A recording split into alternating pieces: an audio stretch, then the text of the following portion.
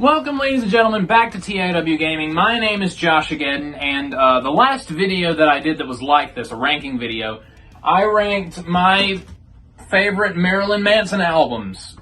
You can't see them, but they're here, I promise. Now, I published that video a couple of years ago, and it did surprisingly well. It's one of my more viewed videos.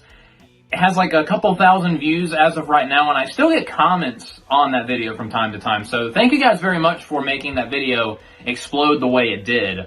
So yeah, this is another ranking video. I actually posed a poll to several people, my family, some friends, my work friends, and some people in the TAW Discord server, the link to which is in the description below, so go check that out.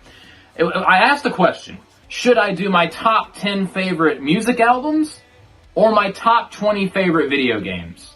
Clearly the video games won. They won by like a 10 or 11 to 5 margin, so we're doing it. My top 20 favorite video games, thus saith me, JoshAgeddon, the lord of oh so important ranking and podcasting and YouTube video vlogging opinions. My opinion will now be the word of law. But before I get started with the countdown, there are a few things that I want to address before I start. Mainly just this one rule. There are a lot of video games that I love. And clearly I have a passion for video games. If you look at I literally have gaming in the name of this channel. As far as this ranking is concerned, I do have one rule that I'm very much going to stick with. One video game per franchise. And the reason why I'm doing that is because if I didn't do that, this entire list would just be nothing but Sonic games, Dragon Ball games, Devil May Cry games, and Twisted Metal games. It would be a very repetitive list. So, to spice things up, because you know variety is the spice of life, and just because I don't name a game from a specific franchise in the list, it doesn't mean that I only like one game from that franchise. It's just the one that I like the most, and that's the one that I'm going to list. Obviously, I like a bunch of Sonic games and a bunch of Dragon Ball Z games. And when I do talk about games that are in the list, if there are other games in that franchise that I also really enjoy, I will give them a shout out. And on top of that, before I start with the actual countdown, I do want to go ahead and talk about some honorable mentions. So let's get this thing rolling. The first game I want to mention for the honorable mentions is Frogger for the PS1. This was the very first video game that I ever played, so naturally I have a ton of nostalgia for it, and also why I absolutely despise this disgraceful piece of garbage. I wish I may, I wish I must find a princess before I bust!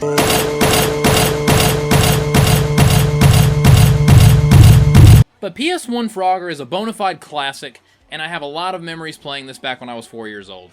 Up next is Star Wars Battlefront 2 from 2005 on the PS2. Not this one.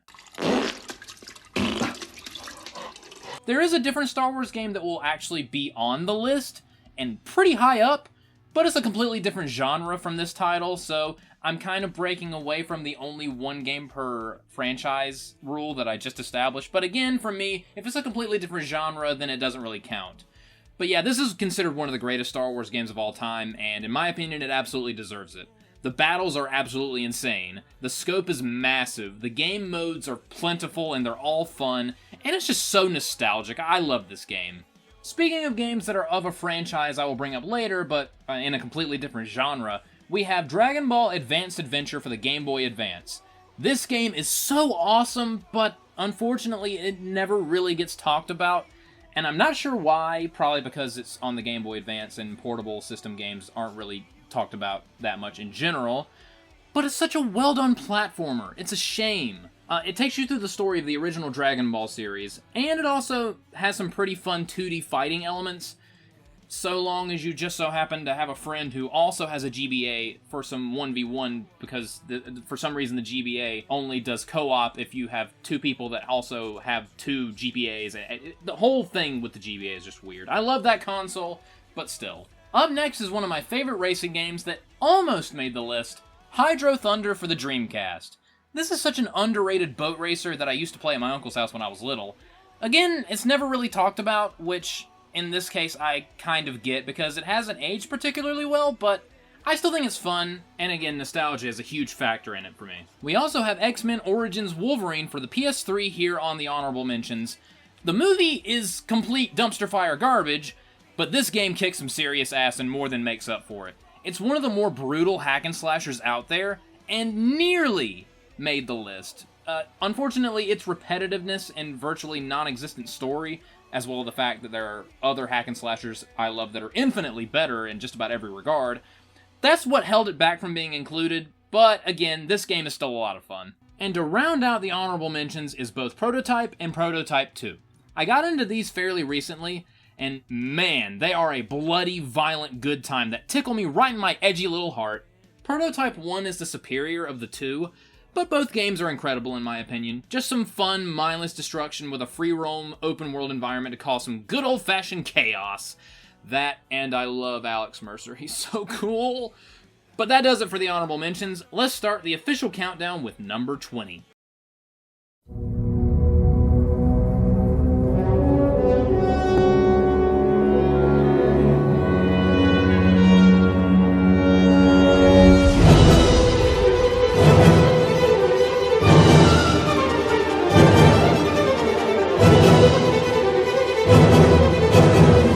We kick off the countdown with number 20, Rygar: The Legendary Adventure for PS2. This is probably one of the more obscure titles on this list, so if you still have a PS2, I highly recommend tracking down a copy on eBay. This was the very first game I played that plays like a hack and slash, and is pretty much if God of War was rated T instead of M. It's very similar. But it is its own thing, and I love it. You traverse numerous gorgeous-looking levels as the titular character Rygar, as he attempts to save Princess Harmonia from the Titans led by Echidna. The plot is there, and the voice acting has not aged particularly well. Cerberus, the holy beast lodging in a disc armor. Do you agree that this man has the caliber of a lion? So does everything go according to the prophecy of Kronos? Was that the guard dog of Hades? No, it was not. It was the Fang that rages against injustice. Fang of Rage, fight with me! But the gameplay is where it's at. This game is so much fun. What really stands out to me is the disc armor, Rygar's weapon. It's a shield that's attached to your arm via a grappling hook that allows you to just wail on enemies. Imagine you have a giant yo-yo that can kill people. That is the disc armor. It's one of the more unique weapons I have ever used in a video game, and it comes in numerous different flavors. The standard Hades disc armor that balances speed and strength, the heavenly disc armor that is rather slow but deals massive damage, and the sea disc armor that is incredibly fast but has a short reach and doesn't do all that much damage. Each disc armor is fun to use, although me personally, I love the sea disc armor because you just use it so quickly and Rygar just rapidly wails on his targets. You can also use the disc armor to summon various monsters to basically demolish everything on screen, which is just so cool. The bosses in this game are also absolutely insane. I mean, for God's sake, look at this thing. What is this? And I'm a known sucker for Greek mythology, and this game's backdrop is exactly that. I mean, the final boss is Kronos, the titan of time and father of the gods, so yeah, no shortage of epic moments here. Are there better hack and slash action adventure games out there? Yeah, and this list has plenty of those, but Rygar for me was a wonderful introduction to this genre, and I love it so much.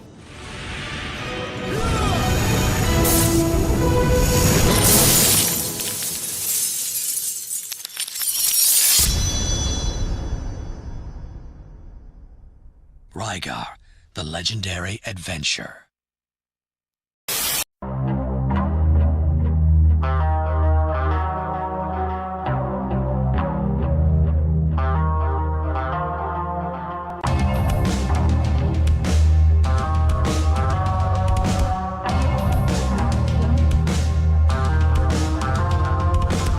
Number 19 is another racing game, Downhill Domination for the PS2. I'm not one for bike riding, generally speaking, but this game is a lot of fun. It's perhaps the most intense and frantic racer I've ever played. I mean, the speed and velocity that you can reach is just ridiculous, and crashing your bike sounds absolutely bone-crunching and feels like a train wreck every single time you crash. It's brutal. I don't care what universe you're from, that's gotta hurt. Each map brings its own set of challenges, and each one has absolutely incredible set pieces that further amp up the adrenaline of each race. It's a controlled chaos that rockets you across each map, while you and your fellow bikers brutally pummel one another. This is a rather underrated racing game, which sucks because this game absolutely deserves more exposure. If nothing else, you can play as an electric cyclops and ride animals. What's not to love? Downhill Domination is a fast-paced thrill ride and settles in nicely at number 19 on my list.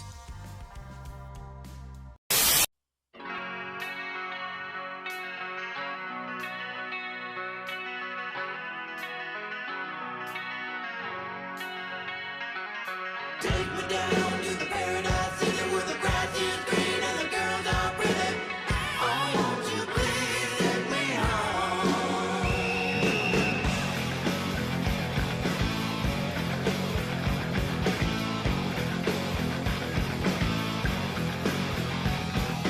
Number 18 is yet another racing game, and my all-time favorite racing game at that. Burnout Paradise for the Xbox 360. This game is fantastic. The vibe, the graphics, the sound, the gameplay, the music, everything is a home run here.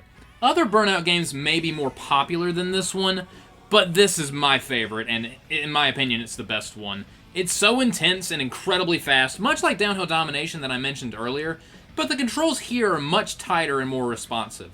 Plus, there is much more to do. And aside from when you start up the game and pick a car, there's no main menu screen for you to choose a mode. Once you pick a car, you are put directly into the city, and you have to drive around to different locations to be in different events.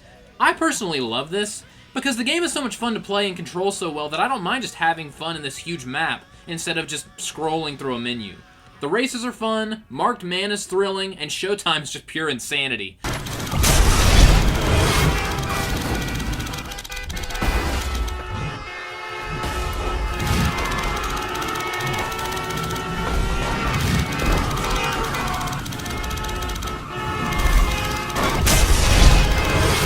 That was one of the dumbest things I've ever seen in my life, and I loved it. But my favorite mode in this game is Road Rage, where you are tasked with destroying as many enemy vehicles as humanly possible before you yourself are taken down.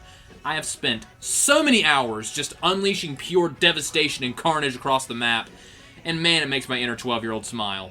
Burnout Paradise is awesome, and once again my favorite racing game. But we are only at number 18, and it just gets crazier from here.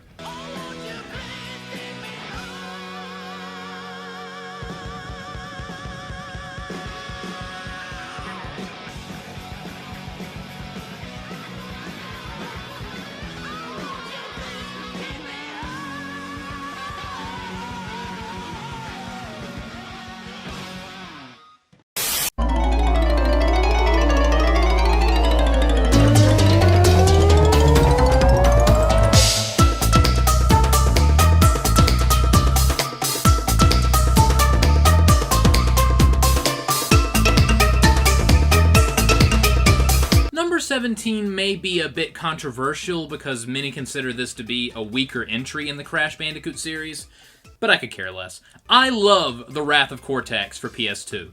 I will admit that a lot of it is nostalgia, especially considering that this was the first Crash game I ever played, and yes, other Crash games like Warped and the Insane Trilogy are technically better, but this one is my favorite. I really enjoy the laid-back and goofy atmosphere, the very silly story that isn't taken too seriously at all, the wacky level design and enemies, and I just love the weirdness of the elementals that you contend with in this game. Crash Bandicoot, you've got some nerve setting foot into my domain without an invitation. Don't talk back to me. I'll fix that attitude problem of yours. And this was the game where Crunch was introduced, and I love Crunch. A lot of people criticize the various game modes in here by saying that this game has no real identity, but I very much don't agree. In my opinion, they are all well done and add a lot of variety to the experience. Let's be real, there are far worse Crash games out there. Need I remind you that Mind Over Mutant exists? I personally hate the bad rep that this game gets, as I feel that it doesn't deserve it. It's a fun time, and was my introduction to the world of Crash Bandicoot, and I love it just as much today as when I first played it. Wrath of Cortex, you can rest easy, because I am the one Crash Bandicoot fan that will sing your praises and place you firmly in the number 17 slot.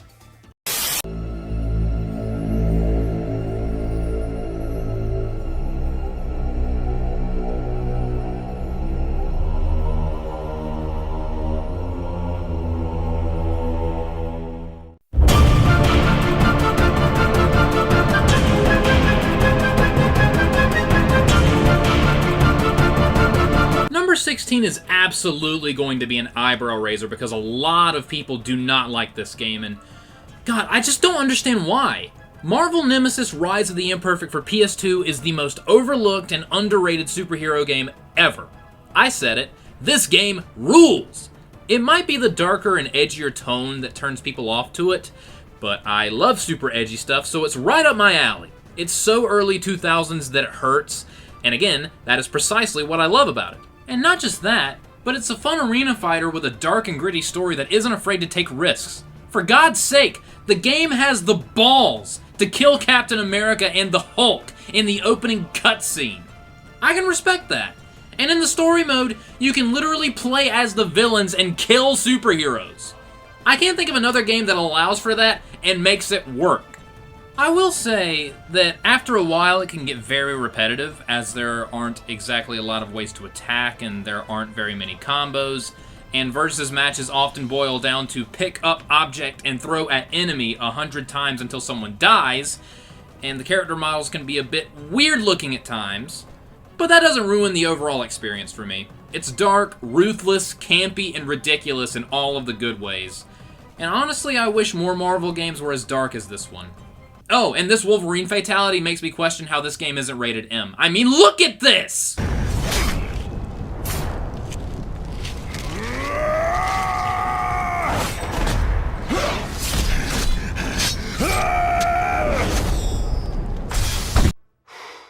Boy, that escalated quickly.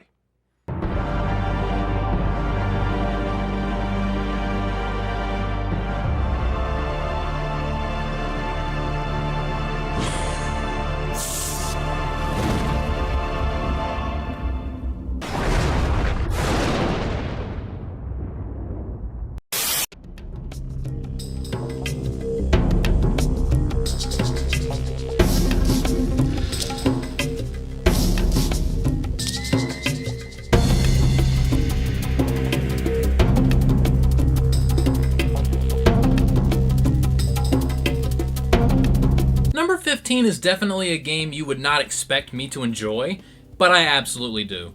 The original Cabela's Dangerous Hunts for PS2 is such a good time. Other Cabela's hunting games have tried, but in my opinion have failed to live up to this one. It's very simple, but in a good way. You get your items, you go into the wilderness, and survive the terrifying outdoors. The controls and graphics may be a tad dated, but no other game makes me anywhere near as nervous and anxious as this one. There's an overwhelming sense of dread that just emits from the screen as soon as the hunt begins, because you know that a wolf or a bear or a mountain lion is nearby and wants to have you for dinner. There's a mountain lion! Okay. Did I just shoot it? I shot it mid... Oh God! Oh God! No other hunting game has mastered tension and the feeling of imminent danger quite like this one, and it carries the entire experience. This game is more of a horror game than actual horror games. Seriously, you'll be hunting an elk or a deer or something when boom, you get jumped out of nowhere by a vicious set of claws and teeth, and bang, you're in the ER for the rest of the night due to sudden and severe heart palpitations because this game scared you so bad that you briefly started astral projecting. Okay, maybe that's a stretch. But again, the tension building is so expertly done in Cabela's Dangerous Hunts. This is the only hunting game I enjoy, and the only hunting I will ever do in my life because, again, I'm not exactly an outdoorsy person. But yeah, Cabela's Dangerous Hunts is a banger, and it comes in at number 15.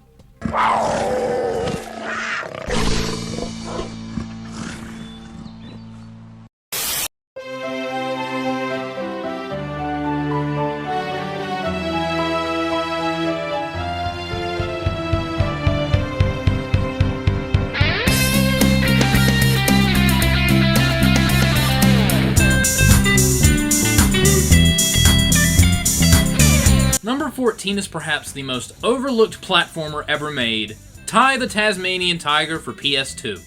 I love Ty the Tasmanian Tiger. Ty 2 and 3 are fine, but man, the first one is a classic in my book. It's simple, fun, and has a ton of charisma. Unfortunately, a lot of people get offended by the heavy Australian-isms in this game, But the game was made in Australia by an Australian company. What the f*** do you expect, you overly sensitive morons? Why must you try and ruin everything?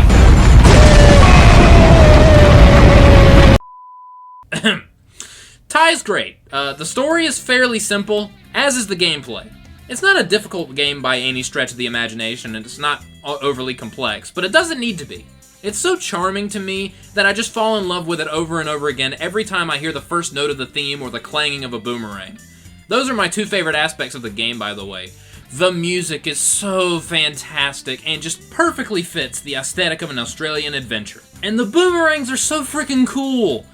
The combat, again, is fairly simple, but you have a treasure trove of boomerangs to unlock over the course of the game, each one with different abilities and uses. My personal favorite is the kaboomerang, because I love explosions. Yes, me like boom. Also, the doomerangs you get at the very end of the game are so edgy, I love them. And oh my god, Sly the Tasmanian Tiger, I love you, you're so cool. Even though you were blatantly a Shadow the Hedgehog ripoff. It's hilarious. I could talk about Ty for hours. It's such a fun experience, and it has entertained me for over 20 years now. And it recently got an HD remaster a couple years ago for newer generation consoles, which shows that while it might not be as popular of a platforming franchise as Mario or Sonic or Crash, there is still a fan base for Ty the Tasmanian Tiger, and I am happily and proudly a fan of this awesome game.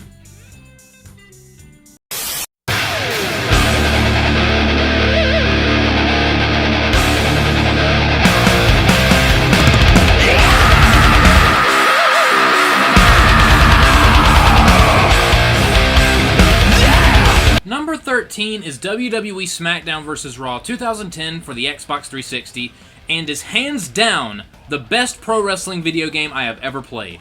Others may prefer WWF No Mercy on the Nintendo 64 or Here Comes the Pain for PS2, but SVR 2010 is absolutely fantastic, and has held up surprisingly well for being almost 15 years old. Good God, I'm so old. But yeah, this game has it all. It has, in my opinion, the very best Road to WrestleMania storylines that SVR has ever seen, the gameplay is solid, and the move animations are just brutal to look at. Seriously, newer WWE games just feel so automated and sterile. I miss the more impactful and ruthless feel of these older games. It's the old adage of they don't make them like they used to. If 2K could come out with a game half as good as this one, I'd be so happy. But they won't, because 2K is a garbage company that makes terrible video games.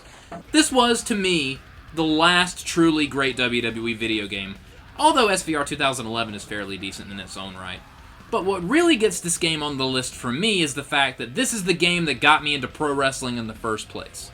This and my uncle. If it weren't for this game, I probably wouldn't be a wrestling fan. And if I wasn't a wrestling fan, this channel probably wouldn't even exist. So thank you SVR 2010, you're the greatest of all time to me as far as wrestling games are concerned.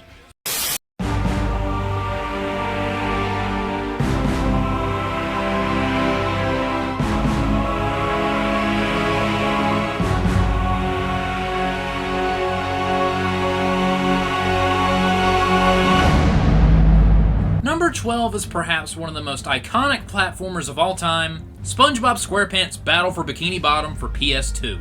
This game was my freaking childhood, bro. I've been a SpongeBob fan my whole life, and no other game has managed to capture the magic of the show quite like Battle for Bikini Bottom. The story is so hilarious, the music is uber nostalgic, and the gameplay is great. It's a solid collectathon in the same vein as Banjo-Kazooie or Mario 64, but with a SpongeBob twist. And perhaps my favorite thing about this game is the fact that you can play as SpongeBob, Patrick, and Sandy. Each character plays similarly, but has different skills and abilities that are needed to complete different puzzles and challenges. It's just enough variety to keep me entertained throughout the game. I also love that Bikini Bottom itself serves as the hub world of the game, and I also love interacting with characters outside of and during missions.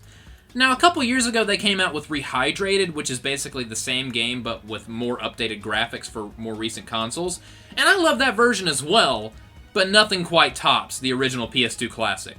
There are other SpongeBob games that I enjoy, like the SpongeBob SquarePants movie game, Creature from the Krusty Krab, and Lights Camera Pants, but Battle for Bikini Bottom is the cream of the crop and comes in at number 12.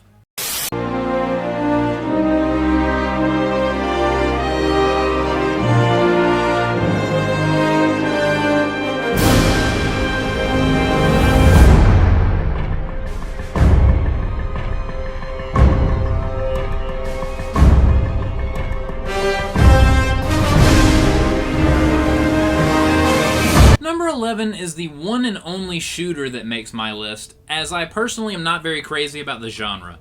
It's just a little too mainstream for me. But Lost Planet 2 for Xbox 360 is something special, man. You and your team are on a vicious and hostile planet, facing off against other factions and the freakiest monsters you've ever seen as utter pandemonium breaks out at every turn. It's so fun and it's so immersive. The atmosphere and music are top-notch, and the action is quite mesmerizing. And there are so many different ways to attack in this game, it's probably the most diverse shooter I've ever played. You have so many different guns, grenades, rocket launchers, mechs, vehicles, and more to choose from that it just leads to endless fun and insanity. There's even a level that plays out like you're storming Normandy Beach, and all hell just breaks loose, and that's probably my favorite level. And defeating enemies from other factions is so satisfying because this game uses corpse launches and ragdoll physics to such an equally hilarious and satisfying way that killing your foes just never grows old. And the bosses in this game? Oh my god, the bosses in this game are positively nightmarish and insane. I mean, what is this supposed to even be? Lost Planet 2 is one of the few shooters that I adore, as it has so much to offer. I might not care for the genre as a whole, but I have no problem including this one on my list.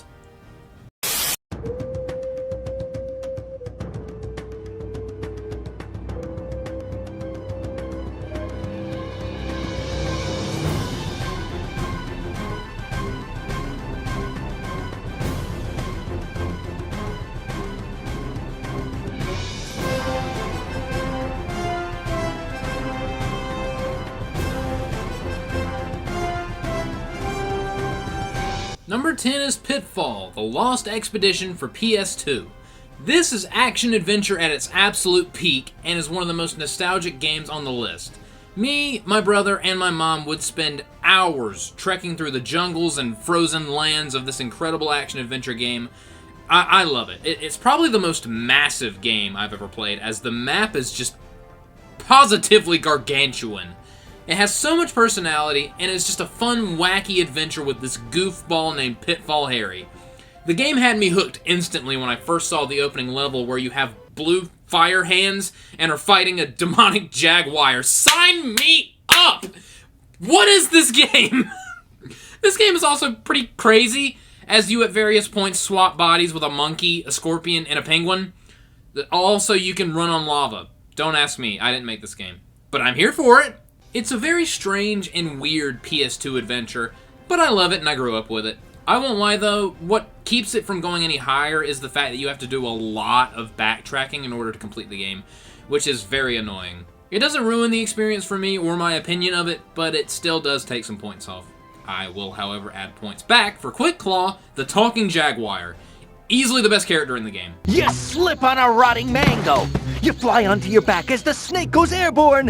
And there you are, helpless on the ground, when coming down through the air towards you is the dead snake. Its beady dead eyes fixed on you, its dead mouth wide open, and its dead fangs about to plunge right into your neck. Luckily for you, the bravest cat in the jungle just saved your life. Run! But yeah, Pitfall is great, and easily makes it at number 10 on the countdown.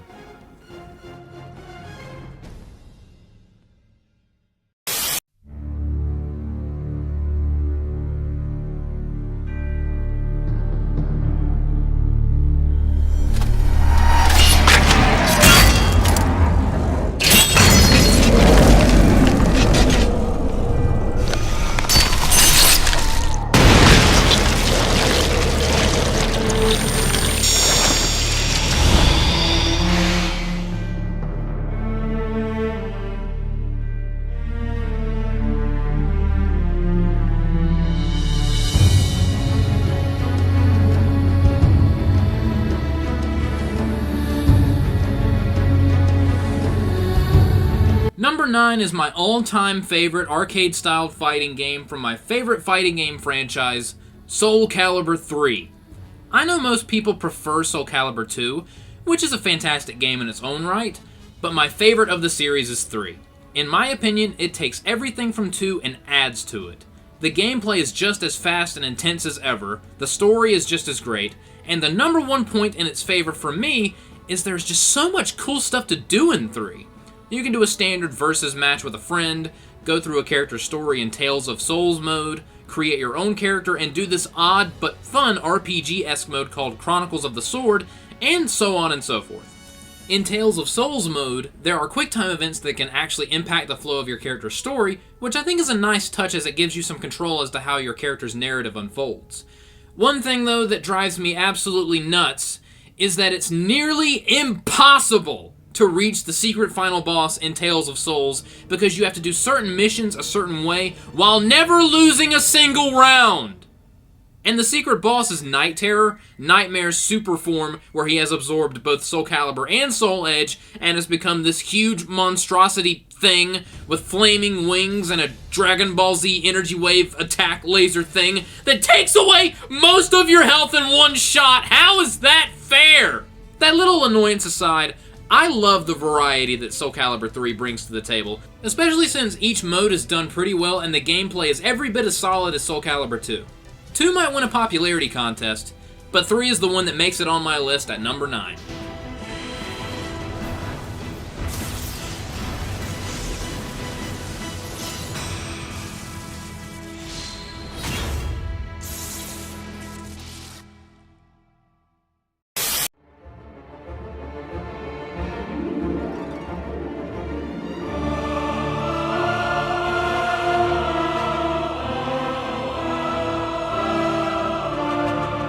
Number 8 is the best Star Wars game ever, in my humble opinion.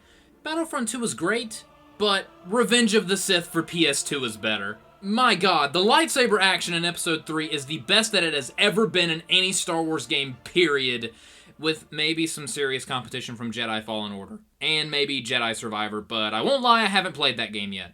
But the Revenge of the Sith game perfectly captures the essence and vibe of the film, which just so happens to be my favorite Star Wars movie. The action is so fast-paced, and there are so many combos that just meld together so seamlessly, it just makes you feel like a skilled swordsman as you cut down droid after droid and clone after clone. And while Soul Calibur 3 is my favorite fighting game, Revenge of the Sith has a pretty awesome versus mode that is right up there with it. Seriously, going one-on-one with a friend in versus mode is an absolute blast, and seeing weird alternate versions of these characters is weird, but fun. Also, not for nothing, but this game actually lets you play as a newly christened Darth Vader as he storms the Jedi Temple during Order 66. I have played this level so many times that my therapist is very concerned about me. Why haven't more games done this? I mean, Battlefront 2 did it, but that was over almost as quickly as it started. I love that game, but Revenge of the Sith makes you feel like Darth Vader in his prime before he went in the suit when he was just wasting Jedi. And the alternate ending where Vader kills Obi-Wan and Palpatine? Oh, this game is perfect! Revenge of the Sith has everything, man. Best Star Wars game ever, 10 out of 10, and it's number 8 on my list. Fulfill your destiny.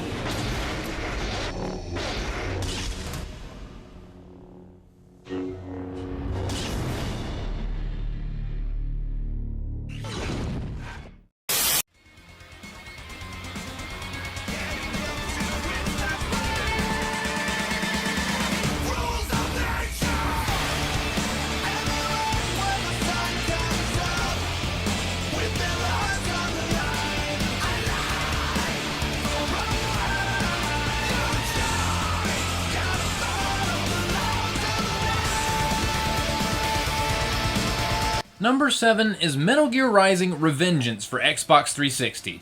This is one of the most incredible action-packed games I have ever played, and a strong contender for greatest hack-and-slash game ever made. I'm personally not that big a fan of the Metal Gear franchise as a whole, but that doesn't stop me from appreciating this absolute masterpiece. In this game, Raiden is basically a mechanical hurricane of slashes, cuts, combos, and acrobatic mutilation that is a feast for the eyes and ears. The graphics are fantastic, the story is compelling, but my god, the music and gameplay are just next level. You can pretty much slice through anything at ridiculous speeds in this game, especially when you enter Blade Mode and are encouraged to turn enemies into hundreds and hundreds of tiny little meat chunks. Remember what Trunks did to Frieza in Dragon Ball Z and how dope that was? Well, this game lets you do that pretty much whenever you want to, and it is endlessly satisfying and entertaining. And the music. Dude, this music is just, I don't even know how to describe it. This game has one of the best soundtracks in gaming history. It elevates every already mind-blowing encounter into a near-apocalyptic level and somehow maintains that incredible momentum throughout the entire game. I mean, for God's sakes, you'd break off a giant mech sword hand, duel with it, and slash it to pieces. Need I say more?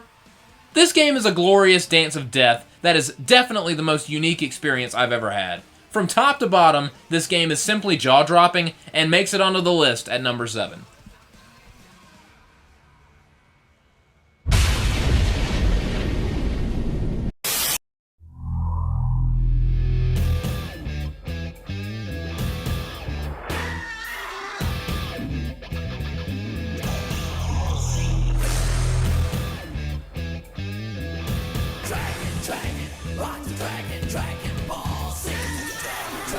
Number 6 is Dragon Ball Z Budokai for PS2.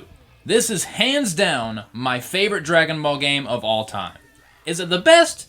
No, it has aged rather poorly, and games like Budokai 3, Budokai Tenkaichi 3, Raging Blast, Xenoverse 2, Fighter Z, and Kakarot, and others have far eclipsed the original Budokai, but this game holds a very special place in my heart. This is the game that introduced me to Dragon Ball Z, and for that I am very grateful. Yes, this is very much a nostalgia pick, but that isn't the only reason I went with Budokai.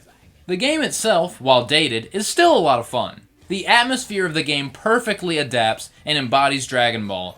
The gameplay is intense and at times surprisingly challenging, and I just really love the overall presentation, especially when it comes to story mode, which in my opinion is a near-perfect video game recreation of the Dragon Ball Z story from the Saiyan Saga to the Cell Saga.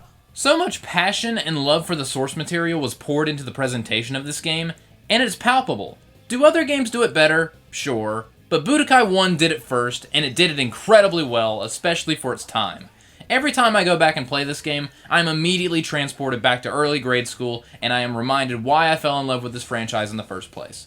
I love the original Budokai, and it comes in at number 6.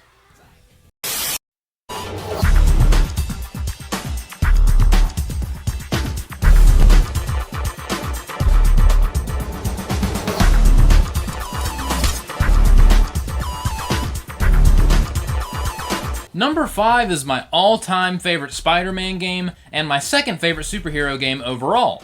And no, it isn't Spider-Man 2. Oh, come on! That game is great, but not quite as great as number 5, which is Ultimate Spider-Man for PS2.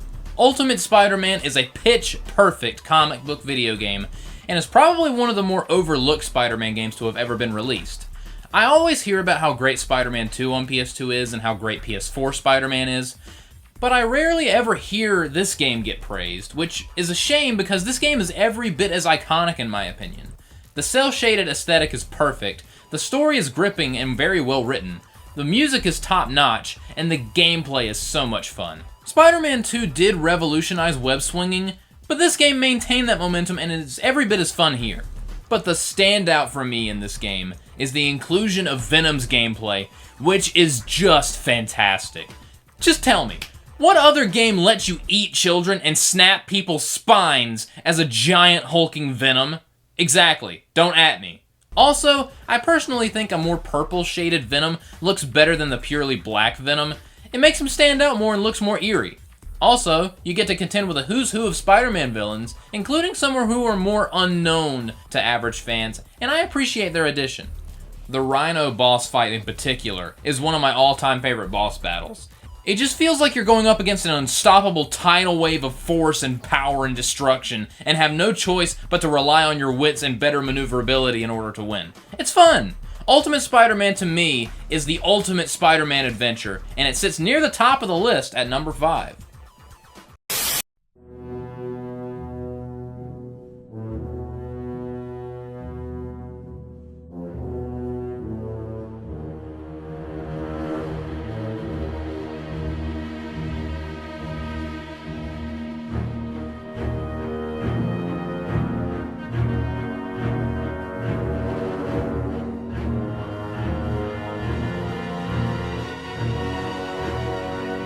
Number 4 is, in my humble opinion, the single greatest superhero game ever made.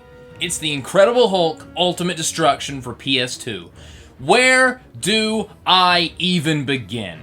What can I say that hasn't already been said? Everything about this game is quite simply perfect. The graphics, the music, the gameplay, the story, the everything is just so well done and melds together in the most visceral package that has provided me with a nearly unlimited supply of entertainment for nearly 2 decades now. This is peak Hulk. No other game, nor movie, nor TV show have come anywhere near as close to making you truly understand just how utterly and ridiculously powerful the Hulk is than this iconic masterpiece of a game. I know that I have a reputation for being a bit of a contrarian and disagreeing with popular opinion and all that, but this is one of those instances where I absolutely, positively agree with the general consensus. Also, this is my favorite version of Abomination. He's just a perfect foil for Bruce and Hulk, and I love that he's an alternate costume you can unlock after beating the game. Dude, you literally face and pummel the Devil Hulk in this game, and it is utterly spectacular just bashing this giant lizard thing in its big, dumb, stupid face. This game isn't kidding with the title, by the way, Ultimate Destruction. You can quite literally wreck and destroy just about everything and everyone around you, and it is quite simply glorious. I could, and have, replayed this epic game countless times. I adore this game. If you have never played it, I demand that you find a PS2 and hunt down a copy this instant. You won't be disappointed. Ultimate Destruction is so incomprehensibly amazing, and it is number 4 on my list.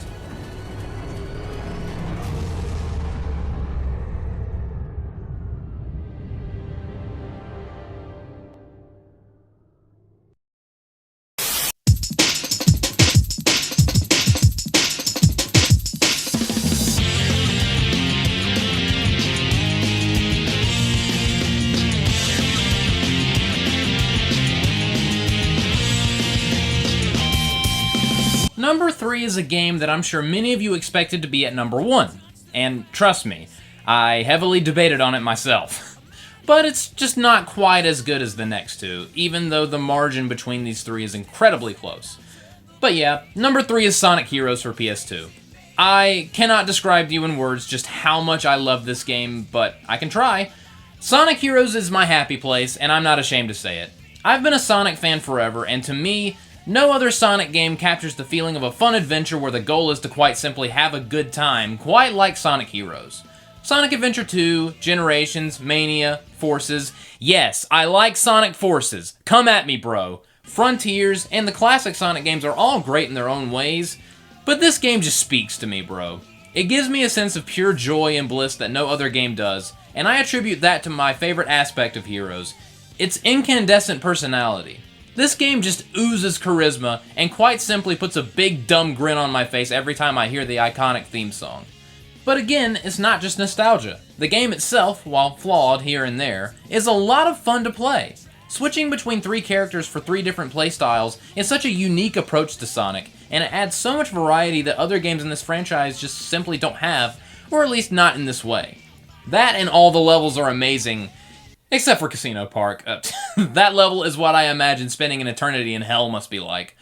But the Egg Fleet, near the end of the game, that is my favorite level in any video game ever. Period. It's just complete insanity as you and your buddies are waging war on an entire fleet of hundreds of Eggman ships. This is so badass, I can't even begin to describe how much I love this. The story in this game is rather simple, with a fun twist at the end that I personally enjoy, but dude, the soundtrack in this game is the best soundtrack ever. Just in any game ever. Every single theme is a home run. Sonic Heroes might not be perfect technically, but to me it's a perfect game, and always makes me grin like a crazy 12-year-old full of Mountain Dew and pizza. I adore this game, and it settles in nicely at number 3.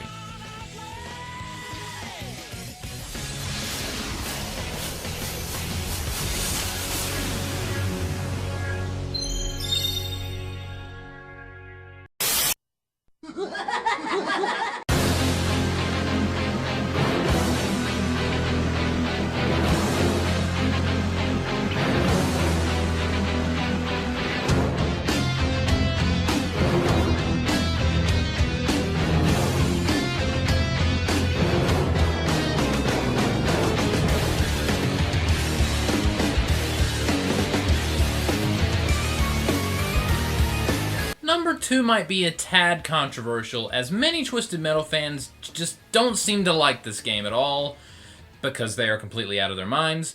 But my second favorite video game of all time is Twisted Metal for PS3. Twisted Metal is my favorite video game franchise, and this game is the closest we have ever gotten to a modern-day HD iteration with up-to-date graphics.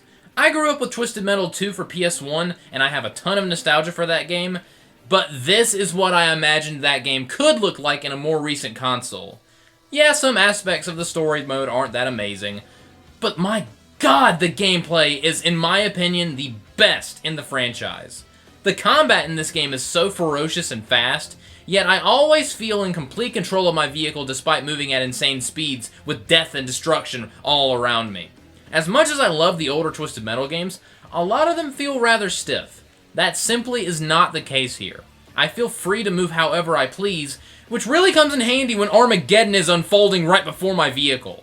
Seriously though, this game is pure, unadulterated mayhem. Explosions, crashes, devastation, war, famine, adjectives I can't think of at this exact moment. It's madness. Just complete madness the second a match starts, and I love it. The excellent controls give you control over the mayhem, which is what puts it at the top for me. Plus the music is great, the atmosphere is perfect, the graphics are wonderful, and I adore the cinematics. Are they cheesy? Yes. But Twisted Metal is and always has been cheesy, so it fits. This is my favorite Twisted Metal game, and my number 2 on this countdown. Number 1 was very difficult to decide on because I had 2 games in mind that are so close together to me that it was nearly impossible to pick one.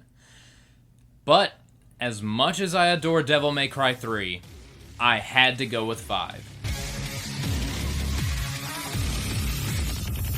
Devil May Cry 5 on PS4 is the best video game I have ever played. I love 3, but 5 is every bit as good as 3, but with more diverse gameplay thrown into the mix. And I love Devil May Cry 1, Devil May Cry 4, and the reboot DMC as well, but again, only one game per franchise.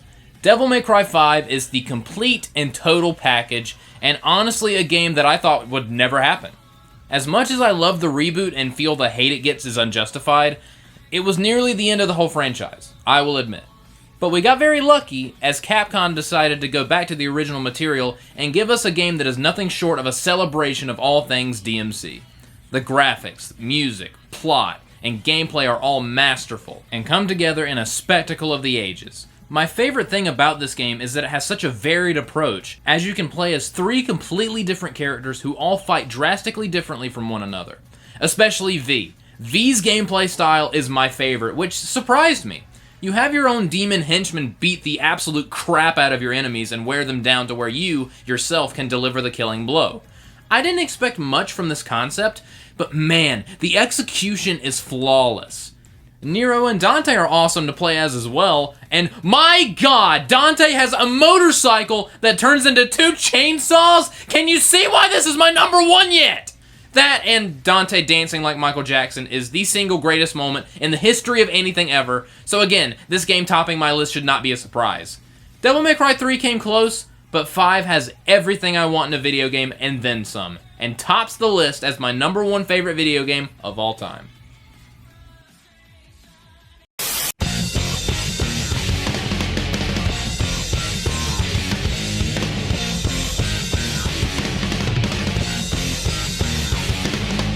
And that is my list. Thank you all so much for watching. I hope you guys enjoyed this top 20 favorite video game countdown. Down in the comments, I want you to let me know what your top 20 favorite video games of all time are.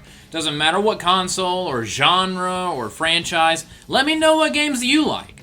And again, thank you guys so much for watching. I will do the top 10 favorite music albums video at some point.